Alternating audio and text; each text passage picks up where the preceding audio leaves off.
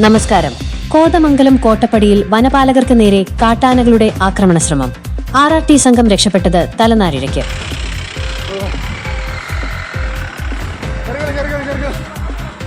കോട്ടപ്പടി പഞ്ചായത്തിലെ വാവേലിയിൽ ജനവാസ മേഖലയിലിറങ്ങിയ കാട്ടാനക്കൂട്ടത്തെ തുരത്തുന്നതിനിടയിൽ വനപാലകർക്ക് നേരെ ആനകൾ പാഞ്ഞെടുത്തു.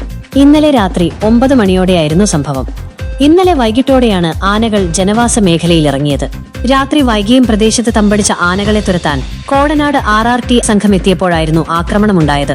3 ആനകൾ വനപാലകരുടെ വാഹനത്തിന് നേരെ പാഞ്ഞെടുക്കുകയായിരുന്നു. ഡ്രൈവർ വാഹനം 100 മീറ്ററോളം വേഗത്തിൽ പിന്നോട്ടെടുത്താണ് അപകടത്തിൽ നിന്ന് രക്ഷപ്പെട്ടത്. ഈ പ്രദേശത്ത് കഴിഞ്ഞ ഏതാനും ആഴ്ചകളായി കാട്ടാനശല്യം അതീവ രൂക്ഷമാണ്. ദിവസവും വൈകുന്നേരത്തോടെ എത്തുന്ന ആനകൾ പുലർച്ചെയാണ് കാട്ടിലേക്ക് മടങ്ങുന്നത്. ആനപ്പേടിയിൽ പുറത്തിറങ്ങാൻ പോലുമാകാതെ വലിയ ഭീതിയിലാണ് പ്രദേശവാസികൾ കഴിയുന്നത്.